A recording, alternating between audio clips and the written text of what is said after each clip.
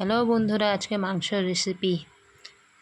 Paste করা মশলা, মাংসটাকে ধুয়ে হলুদ গুঁড়ো, সরষের তেল দিয়ে আর পেস্ট করা মশলা দিয়ে মেখে কিছুক্ষণের জন্য রেখে দিবে।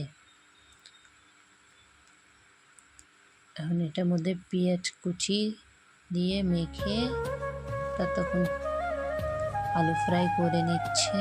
আলু ফ্রাই হালকা হয়ে গেলে এখন তেজপাতা, কাটা পেঁয়াজ একটু লাল লাল হয়ে গেলে পরে এটাতে এখন মাংসটা ছেড়ে দিবে।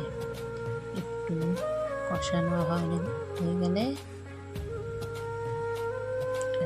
নেড়ে চেড়ে, দেখো আমার মা রান্না করছে, কষানো হচ্ছে। আমরা উনানেই রান্না করি। আমার মার হাতের মাংস রান্না খুব টেস্ট হয়।